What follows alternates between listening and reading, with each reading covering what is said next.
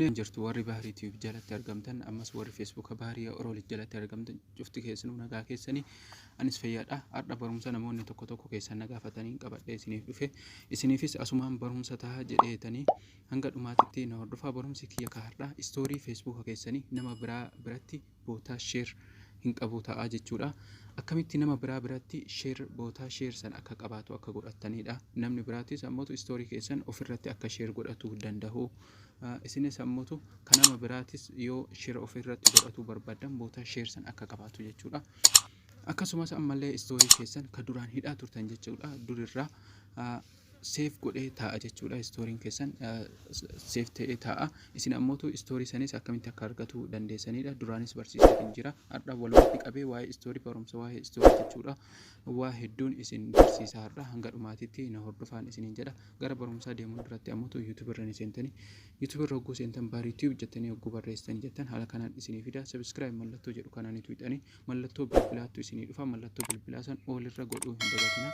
Maalfi wanti hanga dhidhiisee yeroo san isin bira dhufa jechuudha. Bifa notification'iitiin kunoo haala kanaan ni argitanii kunoo jala amma kanaan ni argitanii haala kanaan isinii dhufa jechuudha. Isin ammoo irrumatti gadi tuqxanii ilaaltanii viidiyoo duraan dalagee ilaaluudhaaf ammoo kunoo bakka profaayilaa kanarra tuqxanii achi booda ammoo viidiyoos ka jedhu keessa hogguu seentanii jettan hanga har'aatitti viidiyoo 90 upload godheetiin jira.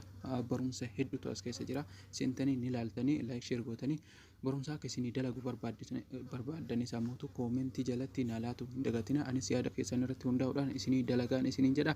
Amma ammoo gara barumsaa isin deemsaa. Facebook irra ni seentanii Facebook irra hogguu seentanii kaatan amame istooriin isin garsiisa. Istoorii namoonni tokko ni qabamoo hin qabu kamtu qaba kamtu hin qabne ka jedhu walumaan ilaalame.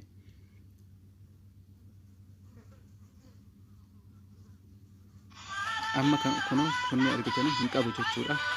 Silaa as jala kanatti dhufa jechuudha share ka jedhu. Amma kun hin qabu jechuudha. Kabiraati isin garsiisa.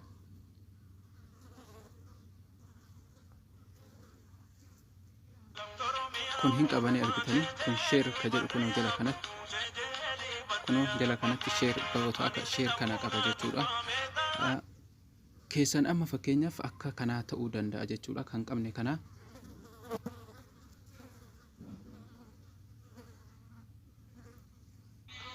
amma kunis ni qabanii argitanii kun boota share tana jechuudha ni argitanii.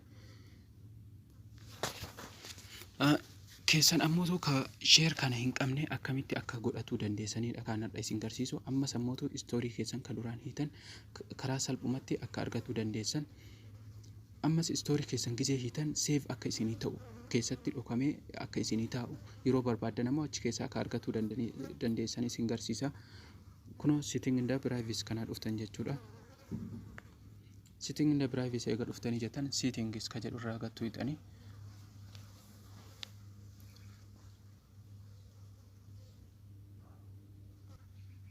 achi booda ammoo haala kanaan isinii fida. Akkana ol ooftan jechuudha. Ol ooftanii kunoo bakka kana dhuftan jechuudha. Kunoo store settings bakka jedhu kana ni argitanii. Stories bakka jedhe stories settings bakka jedhu kana irra gattuu hidhan jechuudha. Kunoo eegasii haala kanaan isinii fida. Store privacy ka jedhu kana irra gattuu hidhan jechuudha. Kunoo amma asitti jechuudha. Istoorii keessan namni hundi akka argu yoo barbaadan bootaa sheerii sanis akka qabaatu yoo bakka barbaadan taate kunoo public kanarra godhatan jechuudha. Ammoo friendii sirra yoo gootan ammoo istoorii keessan friendii keessan jala jiru qofatu arguu danda'a. Bootaa sheerii san hin qabaatu jechuudha. Amma sammuutu custom yoo gootanii jettan ammoo isin malee namni biraa arguu hin danda'u jechuudha istoorii keessan. Amma ammoo bootaa sheerii san ammoo akka qabaatuuf ammoo kunoo public kanarra godhuu qabdan jechuudha. Isin public kanarra gootanii bifa kanaan ni sirreeffattu. Ammas of duubaan deebi'a. Kunoo ammas store archive bakka jedhu kana ni argitanii. Store archive kanarra kana gattuu hidhanii istoorii isin hiitan jechuudha. Akka save isinii ta'uuf kunoo bakka kana banaa gootan jechuudha. Amma yoo cufaa jiraate istooriin keessan save isinii ta'u. Istoorii keessan ammoo akka save isinii ta'uuf store archive kana banaa gootanii kana haala kanaan ni sirreeffattu. amma sammuutu of duuba deebi'een isin garsiisa istoorii duraan hidhaa turtan akkamitti akka argattan.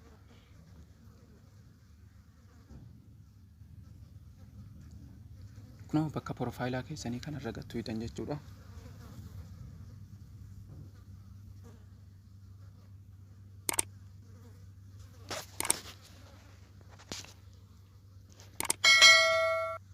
Egasii ammoo tokko sarara sadiin kana gattu hidhan jechuudha. Sarara sadiin kana gattu hidhanii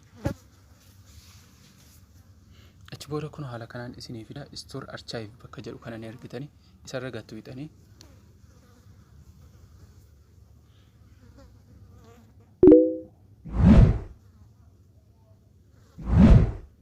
kunoo haala kanaan store archive irra gizee gattu hidhanii jettan story isa isin duraan hidhaa turtan jechuudha. Guyyaa isin hiitan waliin kunoo barraa'ee jira jechuudha. Story isin hanga har'aa hidhaa turtan bifa kanaan ni argattu jechaadha. As keessatti kabarbaadan ni dallattu, kabarbaadan ammoo deebitanii store godhatuu ni dandeessanii ammas buufatus ni dandeessan jechuudha. Applicationin buusus ni jira san gizee biraatiin isin barsiisa.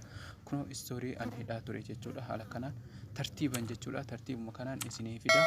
Haala kanaan ni argattu. Barumsi kiyya kaardhaaf qabadhee dhufe kana isinis ammoo waan isin dhibe yoo jiraate comment jalatti naa himaa. Anis ammoo isin gargaara. Video kana ammoo like share godhu hin dagatinaa. Guruppiiwwan qabdan faa keessatti share naa godhaa. Ammas messengeraan walii ergaa jechuudha. Friendota keessan ol godhaatii ergaadha. Bifa saniin na jajjabeessitu. Namnis ammoo irraa haa baratu. Isinis ammoo waan amma argitanii barattan kanarraa namnis yoo barate bu'aadha jechuudha. Haala kanaan wal haa jajjabeessinu isiniin jedha. Hanga barumsa biraatii walitti deebinutti nagaarra tura.